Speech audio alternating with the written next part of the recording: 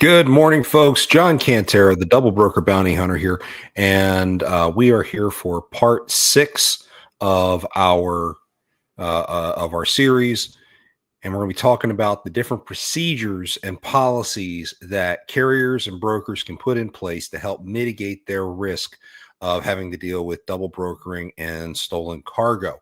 Now, again, this is not an all-inclusive list. This is just a list that we have curated through a bunch of experts in the industry, and we are hoping that this will help guide brokers and carriers in developing their own defenses as things go on. And this is an ever-evolving field. There are so many different procedural things in place that exist right now, and more are coming. And hopefully we'll be able to share more news about some things that Highway is about to announce, hopefully before our show on Monday. But that's neither here nor there. In the meantime, glad to be here with you this morning. The show, as usual, is sponsored by AccuBid Pro. If you are in the industry and trying to struggle to survive, cost per mile is everything. Manage your cost and you can manage your profit. And you can't do it any better than through AccuBid Pro. Tired of spending hours bidding on loads and second-guessing your profits? Introducing AccuBid Pro, the mobile app designed for the everyday owner-operator. We simplify load bidding, making it fast, accurate, and stress-free. Know your operating costs up front to ensure every load is profitable. Plus, for a limited time, enjoy a 30-day free trial. Stop guessing and start earning. Download AccuBid Pro today, available now in the App Store. Bid better with AccuBid Pro. Figures, as soon as the commercial ends, my boss decides to jump into the camera and photobomb our training for today. Hello, Jack. Thank you very much. I appreciate you standing on my shoulder. Why don't you go ahead and walk off to the counter? Thank you very much.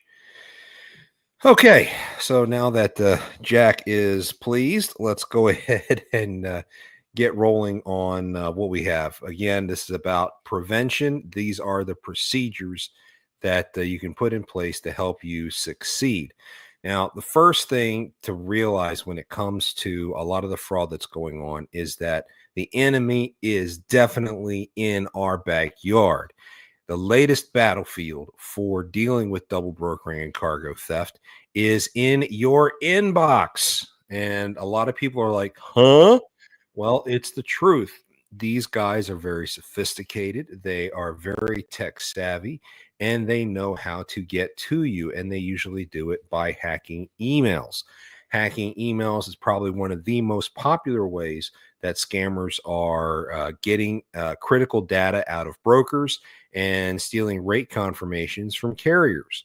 So one of the most important things you can do is to check your email box for signs of tampering. So go into the settings of your email. You need to make sure you check the rules. Did you impose any rules in your settings that, forward emails to places, et cetera, Seriously, though, what these guys are doing is they're inserting these rules into your inbox and are looking for certain kinds of keywords.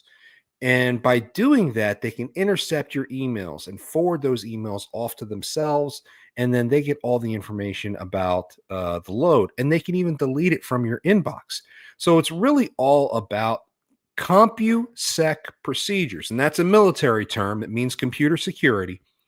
But you have to make sure that you are secure about how you run your inbox. So depending on what email client you use, here's a couple settings things to look at. If you're using Outlook, go into the file and manage rules and alerts. From there, you can take a look at the different rules that you have in there. If you did not create the rule or the alert that exists in there, delete it.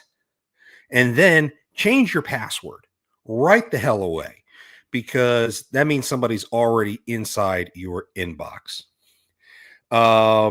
If you see anything in there that you didn't create, a forward, a delete, a hide, or anything like that, or anything that references specific terms like rate confirmation or tariff or tender or anything like that, you see keywords that are in there associated with rules, delete them. If you did not put them in there, delete them, because that means you've got a scammer spying on your email list, and you don't want that to happen. So now let's go back to the more classic stuff. We will be talking more about emails in the future. I'm trying to work with a computer security guru to get us some more information about how to best defend ourselves from a computer standpoint. But until that happens, just keep your eyes on your rules. That is a huge access point. So carriers, one of the things that I try to tell everybody is to expect fraud to happen. It's not going to be an if, it's a when. You're going to be hit. You're going to be attacked. These guys are relentless. So the first thing you need to do is make sure that you train your dispatchers and your drivers to recognize the signs of any kind of shenanigans that are going on. You focus on some of the stuff we've had in our earlier parts, especially the signs that you are being scammed. Take a look at the rate confirmations. Take a look at the BOLs. There's critical information in there that can clue somebody in to whether or not there's a problem. Dispatchers, seriously, you guys are the front line and the last line of defense. If you're a dispatcher representing different trucking companies, you got to know this stuff cold, because if you don't, then you open up your clients to some serious problems. And you don't want to do that. You definitely don't want that as a reputation. I also recommend that carriers take pictures of cargo before and after loading. It's important, one, because you need to know what's going on the truck and the condition of the cargo. But two, those pictures serve as proof that you actually hauled it. A lot of these scams involve impersonations, and sometimes the carriers will pay the wrong person and they don't want to pay somebody else, but you have to present proof that you're the one that actually hauled the cargo, and those photos can help serve as that proof. Always match the cargo to the BOL. Absolutely always do that.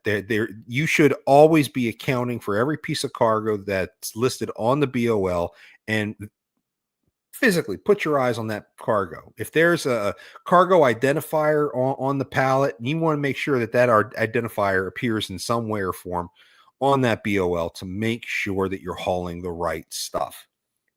If something isn't right, please say something. If the carrier listed on the BOL is not you, say something to the shipper.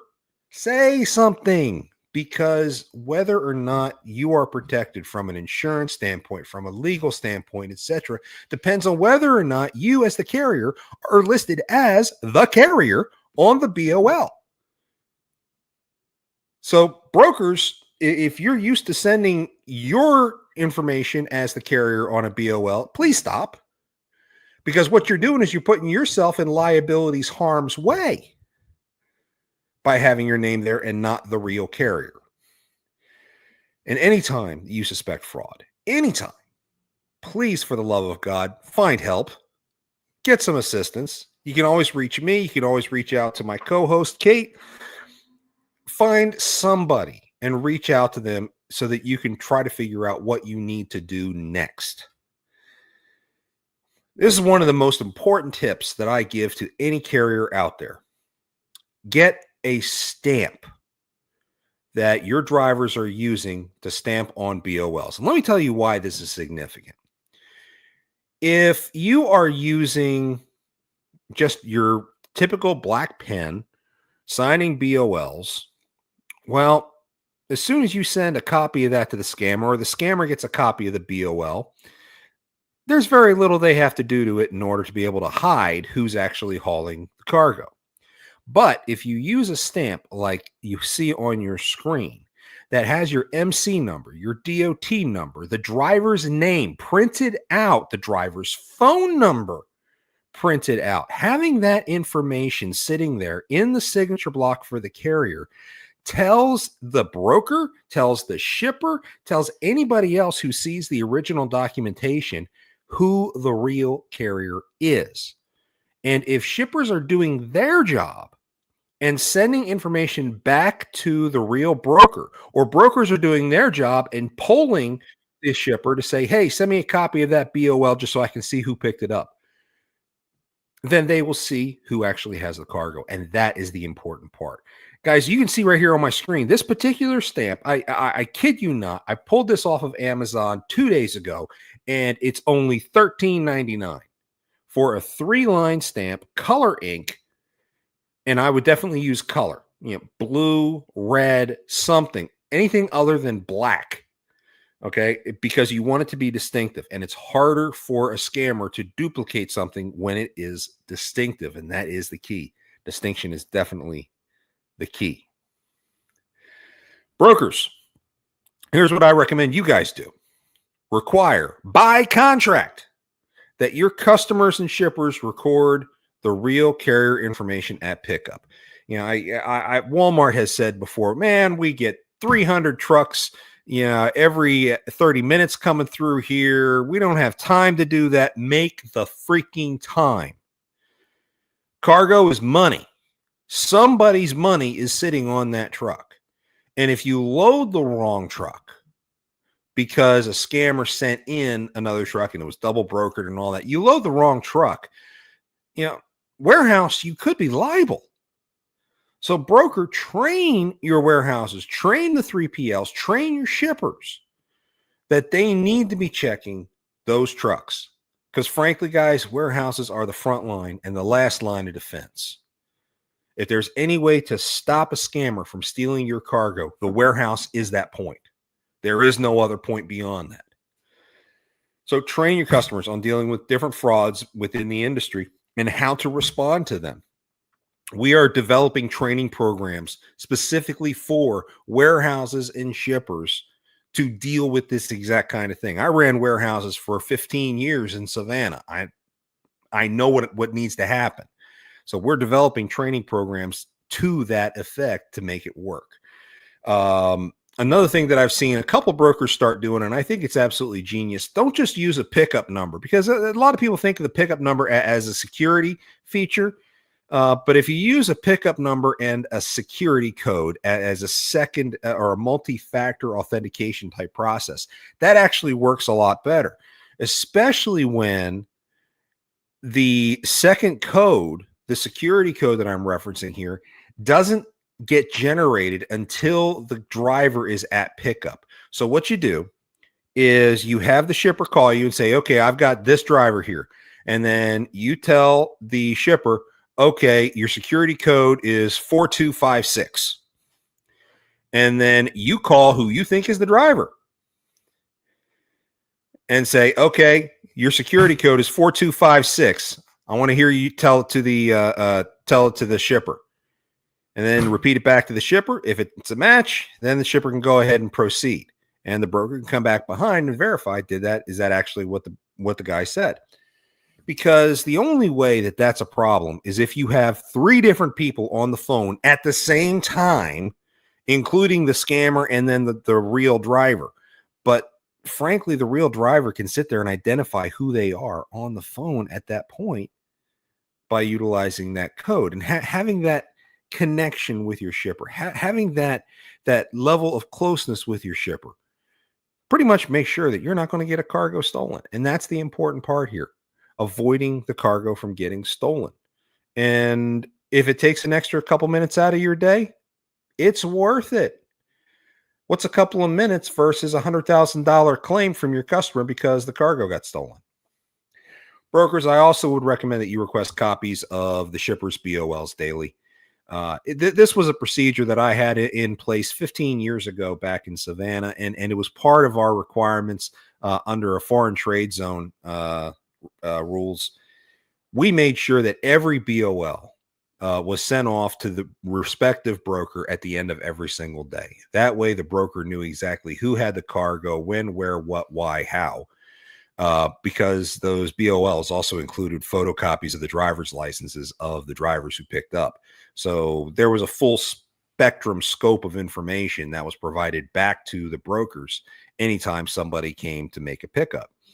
Even if we saw the same carrier 5 times a week out of our site, yet 5 times a week, I would still grab his driver's license, make a copy of it, and attach it to the BOL. That's just what we did. And I never once in 15 years had a load stolen, double brokered, etc., because we were so diligent about our security procedures. One of the great things to do is when you take that shipper BOL and then match it to the BOL that the driver provides when they go looking for payment, is that you can try to match for things like the stamp that I had a few slides ago.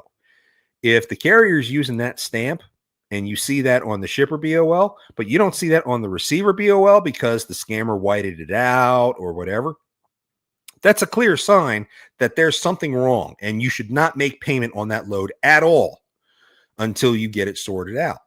So little things like that. Yeah, it's an extra step. Yeah, it's extra paperwork. But let me tell you something, it's going to save you in the long run. And if that in itself is not worth putting in a policy like this, then I don't know what is.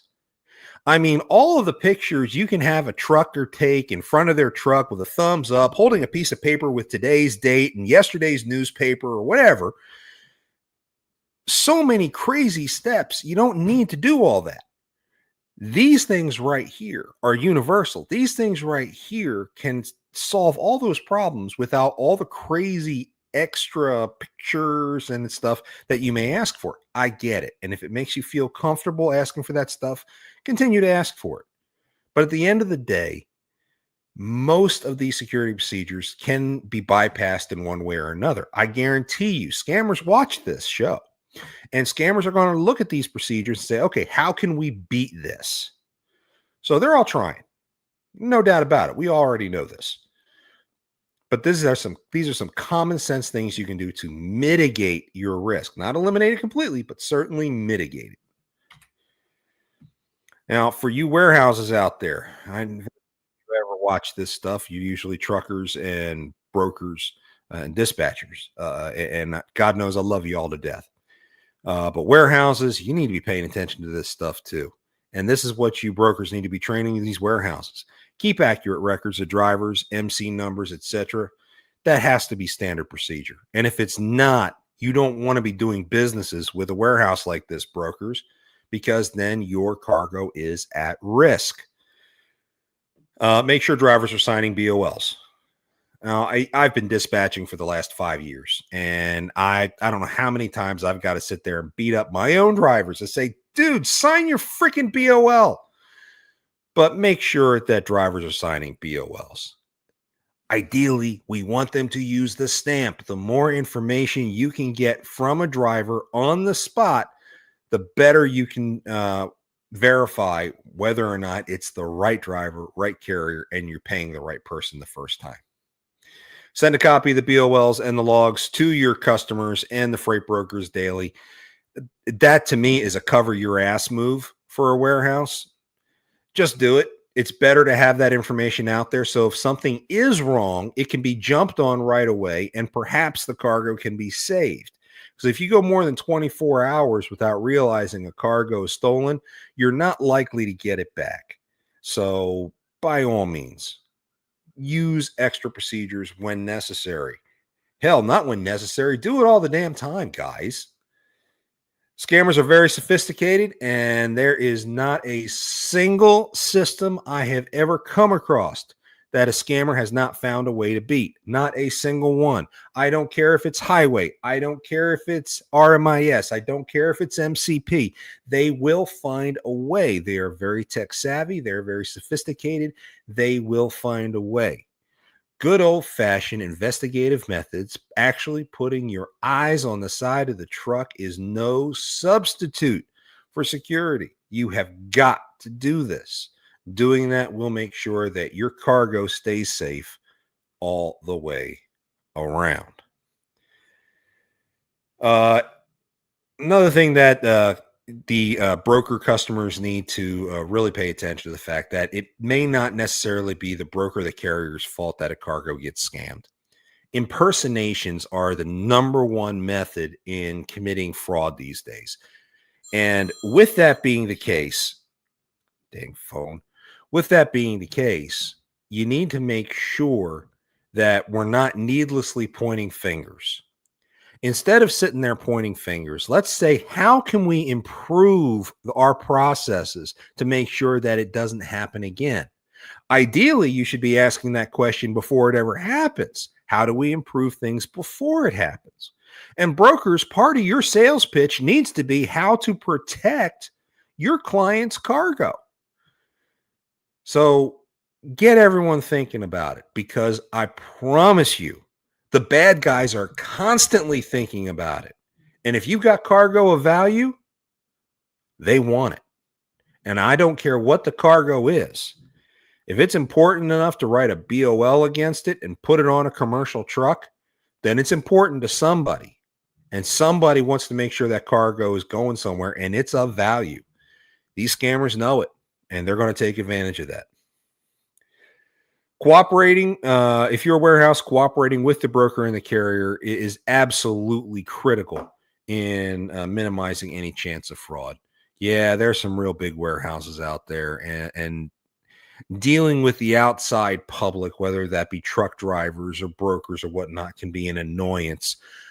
But if you are serious about protecting your customer's cargo, or if you are the person who is the beneficial cargo owner, you need to take it seriously. I mean, unless you want to throw your money away, in which case, please let me know where your warehouse is. I'll steal your cargo for you. I don't mind. It's like baseball, guys. Okay. We are all out in the field, and we have to work together in order to defend our team, defend our position, to defend our industry, because the scammers are at bat and they have the advantage. They are constantly changing the rules on us. They're constantly swinging different ways. And if they can get their hands on that cargo, it is gone. And there's no two ways about it. Guys, you have to protect yourselves, and we have to work together to make it happen. We have to share information. We have to share techniques. We have to share stories. I don't care if it's on Reddit, Facebook, whatever. Let's talk. Let's get it together and sort it out and figure out how best to handle this for the good of the industry. It's not about, I'm highway, I want to protect my my own interest. Oh, I'm RMIS, I'm protecting my interest. No, guys, let's get together and protect the industry. Because if the industry goes under, we're all screwed. But that's just my 2 cents. Speaking of identity theft, and that being some of the biggest problems going on in this industry today, we are going to be covering identity theft and my how to recover from identity theft playbook next week, 10 a.m. Please make sure you check in, and we'll go ahead and start getting into that. That is probably one of the most requested topics that I'm asked to provide information on almost daily. Guys, it is so bad out there right now. You have to protect yourselves. Basic security procedures are important. And then as soon as it doesn't feel right, if something just doesn't feel right, please reach out, because those hairs on the back of your neck, your spidey sense, or whatever you want to call it, it's trying to tell you something.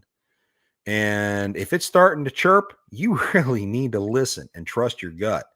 You guys know what fraud looks like. You guys know what these scams look like. Most of you have been around for quite some time, and I appreciate you all continuing to watch as much as I preach about this stuff. But if you ever need help, I'm only a phone call away. My number's up on the screen. My email's. You can always reach out to the Double Broker Bounty Hunter. Soon we will have the Freight Fraud Task Force available for people to call in and offer reports as well. There are options. There are avenues for help. All you have to do is reach out, and then we can make something happen pretty damn fast. Well, haven't had any real comments today. That's okay. If you have any questions, comments, concerns, you know how to reach me. But for AccuBid Pro, I'm John Cantera, the Double Broker Bounty Hunter, and whatever you do, don't let scammers take you for a ride. We will catch you guys again next week.